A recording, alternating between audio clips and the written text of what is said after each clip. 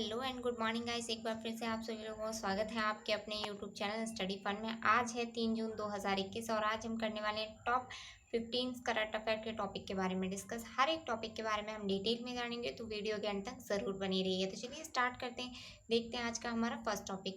आज का हमारा फर्स्ट टॉपिक है, भारत ने हाल ही में पहले स्वदेशी तापमान डेटा लॉन्गर एम्बिट टैग को विकसित किया है।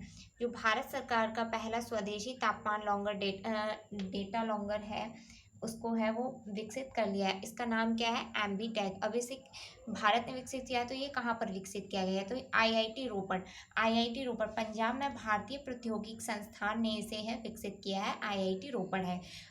और इसे विकसित क्यों किया गया है? तो खराब होने वाले उत्पादों, टीकों और वह तकनीक शरीर के अंगों और रक्त के परिवहन के द्वारा वास्तविक समय में परिवेश के तापमान में सहज जाने और मदद करता है कि क्या दुनिया में कहीं से भी ले जाने वाली वह विशेष वस्तु अभी भी प्रयोग करने योग्य है या तापमान भिन्नता के कारण, मतलब तापमान बदलने के कारण है, वो नष्ट हो गई है। यह जानकारी है वो विशेष रूप से टीकों को महत्वपूर्ण है, टीकों के लिए महत्वपूर्ण है, जो कि वैक्सीन्स वगैरह लगती हैं उनके लिए है महत्वपूर्ण साबित होगा एम्बिट टैग। और ये जिसमें कोविड वैक्सीन और अंग और जो रक्त परिवहन शामिल है। इसमें कोविड वैक्सीन के बारे में हमें पता चलेगा, मतलब जैसा कि कोरोना वायरस चल रहा है, कोविड वैक्सीन है वो हर जगह से, एक जगह से दूसरी जगह जा रही है, गवर्नमेंट द्वारा सप्लाई की जा रही है। तो इस एम्बी टैग से हमें वहाँ के टेम्परेचर के अकॉर्डिंग पता चलेगा कि ये वैक्सीन यूज़ करने लायक है या फिर बढ़ते टेम्परेचर है वो चेंज होने की वजह से है वो वैक्सीन है वो नष्ट हो चुकी है। तो इसमें बहुत बड़ी सहायता करेगा, वो करेगा एम्बी टैग।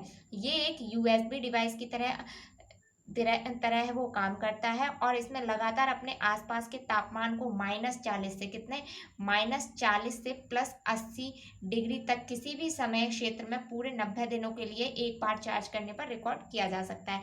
मतलब इसे एक बार एम्बी टैग है, इसे एक बार अगर चार्ज कर लिया तो वो 90 दिनों के लिए, कितने 90 दिनों के लिए कार्य करता है। ये टेम्परेचर कितना है? -14 से +18 तक का टेम्परेचर है वो रिकॉर्ड कर सकता है। तो चलिए देखते हैं नेक्स्ट टॉपिक। नेक्स्ट है हमारा, हाल ही में फाइनेंशियल ईयर 22 में भारत विकास दर है वो 9.9% का अनुमान लगाया है। जो फाइनेंस ईयर 22 है, भारत की जो विकास दर का है अनुमान लगाया गया है 9.9% है, उसका अनुमान लगाया गया है। तो ये अनुमान अब किसने लगाया? तो आर्थिक सहयोग और विकास संगठन है, इसने ये अनुमान लगाया, जिसे शॉर्ट में OECD के नाम से भी जाना जाता है। ये फाइनेंशियल ईयर 2022 में भारत की जो विकास दर है 9.9% का इसने अनुमान लगाया है। और इसने जो वित्तीय वर्ष 2022 के लिए विकास के अनुमान को घटाकर है ये 9.9 किया है। कि जो पहले इसको दिया गया था, इसमें पहले इन्होंने विकास दर का लगाया था 12.6%, अब इसे घटाकर 9.9% कर दिया। अब ये घटाया क्यों गया है? तो ये जैसा कि अभी लोग जानते हैं कि लॉकडाउन चल रहा है, उसी की वजह से इसकी जो विकास दर है वो घटा दी गई है। अब ये OECD, ये क्या है? OECD का मुख्यालय कहाँ है? OECD का मुख्यालय पेरिस, फ्रांस में। इसकी स्थापना है वो कब हुई थी? 30 दिसंबर 1916 को है, 1961 को इसकी है स्थापना हुई थी। चलिए देखते हैं नेक्स्ट टॉपिक। नेक्स्ट है हमारा, WHO ने हाल ही में भारत में पहले पाए गए कोविड-19 वेरिएंट का नाम बदल दिया है। जो WHO है उसने जो भारत में पहले वेरिएंट पाए गए थे कोरोना के, जो पहले कोविड के जो पहले वेरिएंट पाए गए थे, उसका जो नाम है वो बदल दिया है। तो 2 वेरिएंट है, उसका नाम क्या बदल दिया है? एक का कर दिया कप्पा, एक का डेल्टा। अभी कप्पा और डेल्टा पहले किस नाम से जाने जाते हैं? तो पहले जो कप्पा का नाम था वो था B.1.617.1। इसका पहले नाम था कप्पा का, क्या नाम था? B.1.617.1। और जो डेल्टा का नाम था वो था B.1.617.2। इसका जो नाम था वो पहले था डेल्टा का B.1.617.2, और अब इसका जो नाम बदल दिया है वो डेल्टा कर दिया गया और इसका है नाम बदल दिया है वो कप्पा कर दिया। तो ये किस लिए किए गए। तो इन वेरिएंटों का नाम बदलने का जो उद्देश्य है WHO का, वो है कि जो सार्वजनिक चर्चा में है ये मदद करेगा। इसका जो पहले ये नाम थे वो बहुत ही डिफ़िकल्ट होते थे, और जब किसी भी टॉपिक पर चर्चा होती थी, इनकी बात करते समय इनको नाम लेने में बहुत ही टाइम लगता है, बहुत ही डिफ़िकल्ट वर्ड थे। तो इनको है चर्चा में आसानी हो सके, तो इसीलिए इनका जो नाम बदल कर दिया गया है, क्या कर दिया गया है, डेल्टा और कप्पा। ये किसके द्वारा किया गया है, WHO के द्वारा। अब WHO ने किया है, तो WHO की स्थापना कब हुई थी। WHO की स्थापना है वो 7 अप्रैल 1948 को हुई थी। कब हुई थी, 7 अप्रैल 1948 को हुई थी। और इसका मुख्यालय है वो जिनेवा, स्विट्जरलैंड में। इसके अध्यक्ष है वो अभी डॉक्टर स्टेरोस अध्यानेम गैब्रेसन है, इसके वो अध्यक्ष है। तो चलिए देखते हैं नेक्स्ट टॉपिक। नेक्स्ट टॉपिक है हमारा, हाल ही में एक राष्ट्रीय एक मानक योजना में शामिल होने वाला पहला मानक निकाय है वो RDSO बन गया है।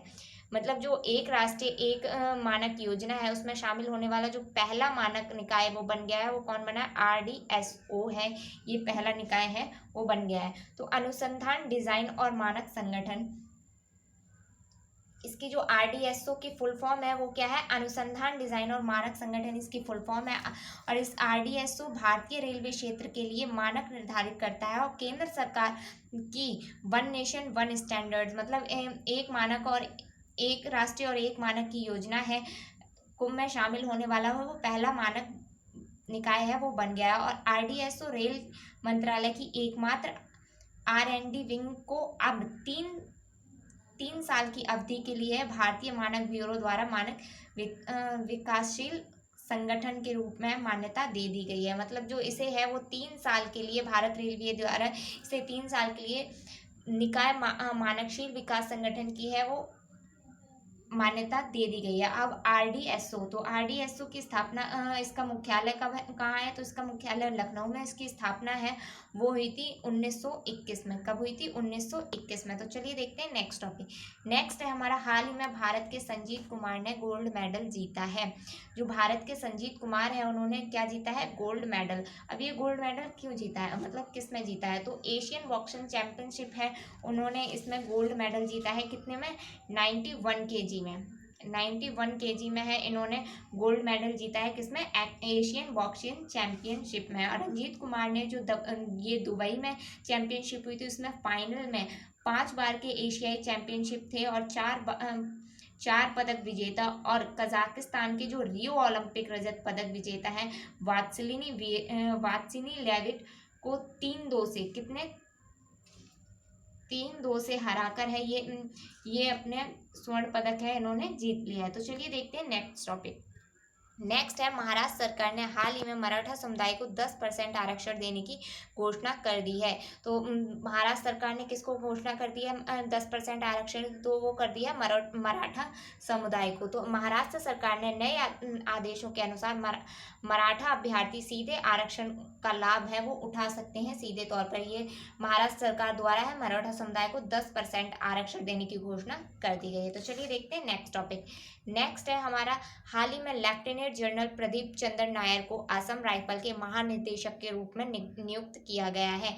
असम राइफल के रूप में महानिदेशक के रूप में किसे नियुक्त किया गया है, वो किया गया है जनरल प्रदीप नायर को। अभी असम राइफल्स के महानिदेशक हैं। इनकी पहले की बात करें, पहले क्या थे, तो पहले ये भारतीय सेना के भर्ती विभाग के महानिदेशक थे, और अब हैं वो असम राइफल्स के महानिदेशक के रूप में इन्हें नियुक्त किया गया है। ये असम राइफल्स की बात करें तो यह अब सबसे पुराने अर्धसैन्य बल है असम राइफल, और इसके महानिदेशक के तौर पर ये कार्यभार संभालेंगे लेफ्टिनेंट जनरल प्रदीप चंद्र नायर। और अगर असम राइफल की बात करें तो यह बल है वो पूर्वी उत्तर क्षेत्र की सुरक्षा का जिम्मा संभालता है, और यह बल सुरक्षा मुहैया कराने, जन कल्याण के कार्य करने और विकास कार्यों में मदद करने के लिए सतत विधिक भूमिका निभाता है। तो चलिए देखते हैं नेक्स्ट बात। नेक्स्ट है हमारा, विश्व स्वास्थ्य सभा ने हाल ही में 30 जनवरी को विश्व NTD दिवस के रूप में मान्यता देने का निर्णय ले लिया है। मतलब विश्व स्वास्थ्य सभा हुई थी 74वीं, कौन सी विश्व स्वास्थ्य सभा थी, 74वीं, 74 विश्व स्वास्थ्य सभा थी। उसकी बैठक में 30 जनवरी है उसको NTD दिवस के रूप में मनाने को है वो मान्यता दे दी गई है। विश्व उपेक्षित उष्णकटिबंधीय रोग दिवस है। इसी को शॉर्ट फॉर्म में एनटीडी दिवस कहा जाता है। एनटीडी दिवस है वो 30 जनवरी 2012 को एनटीडी पर पहले एनटीडी रोड मैप और लंदन घोषणा के साथ साथ लॉन्च की याद दिलाता है उन देशों के लिए जहां उपेक्षित उष्णकटिबंधीय प्रचलित और भागीदारों को वैश्विक समुदाय के लिए एक नई सुबह माना गया है। तो चलिए देखते हैं नेक्स्ट टॉपिक। नेक्स्ट है हमारा, हाल ही में टीएम कालियन का निधन हो गया है। किसका निधन हो गया? हाल ही में टीएम कल्याणन का है वो निधन हो गया है। तो ये कौन थे? तो ये संविधान सभा के सदस्य थे। यह संविधान सभा के अंतिम जीवित सदस्य थे और अभी इनका हाल ही में 101 वर्ष की उम्र में है निधन हो गया है। कितनी वर्ष की? 101 वर्ष की उम्र में अब इनका है वो निधन हो गया है। और इन्होंने 1952 से 1967 तक 1952 से 1967 के बीच है वो तमिलनाडु में विधान परिषद के जो सदस्य रहे थे और 3 बार विधायक के रूप में भी कार्य किया। और वह कथित तौर पर संविधान सभा के सबसे कम आयु के सदस्य और भारत की पहली अनंतित संसद के सदस्य भी थे। मतलब उस टाइम पे जो भारत संविधान सभा थी उसके उस टाइम पे ये जो टीएम कालियन है वो सबसे कम उम्र के सदस्य माने थे और ये अंतिम संसद थी उसके सदस्य भी थे। और अभी हाल ही में इनका है वो 101 वर्ष की आयु में इनका निधन हो गया है। तो चलिए देखते हैं नेक्स्ट टॉपिक। नेक्स्ट है हमारा, आधार पूनावाला हाल ही में मैग्मा फिनकॉर्प के अध्यक्ष बने हैं। कौन बना है? जो आधार पूनावाला है वो मैग्मा फिनकॉर्प कंपनी है उसके मैग्मा फिनकॉर्प है उसके हाल ही में अध्यक्ष के रूप में इन्हें चुना गया है। तो राइजिंग सन होल्डिंग है वो मैग्मा फिनकॉर्प के पूनावाला द्वारा नियंत्रित राइजिंग सन होल्डिंग्स में नियंत्रण हिस्सेदारी हासिल करने के बाद प्रबंधन में बदलाव के हिस्से के रूप में आधार पूनावाला है उनको अपना अध्यक्ष है वो नियुक्त कर दिया गया है। और राइजिंग सन की बात करें तो राइजिंग सन ने इस महीने की शुरुआत में गैर बैंक ऋणदाता, मतलब जो बैंक के अलावा ऋण देते हैं उनको ऋणदाताओं को 3.456, मैं यहाँ पे लिख देती हूँ 3,456 करोड़ का निवेश किया गया था।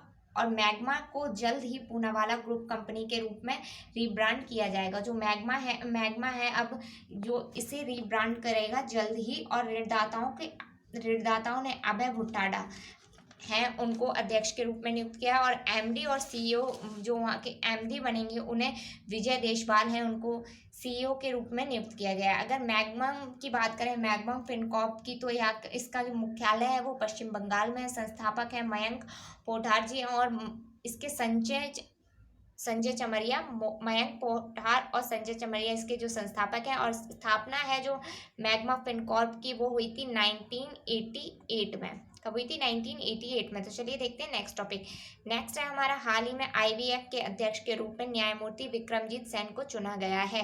किसे चुना गया है आईबीएफ के नए अध्यक्ष के रूप में? तो वो चुना गया है न्यायमूर्ति विक्रमजीत सेन को। ये पहले भूतपूर्व न्यायमूर्ति है, मतलब अभी ये रिटायर हो चुके हैं और इनको अभी हाल ही में आईबीएफ के नए अध्यक्ष के रूप में है वो चुना गया है। आईबीएफ की जो बात करें तो इसकी जो आईबीएफ है वो इंडियन ब्रॉडकास्टिंग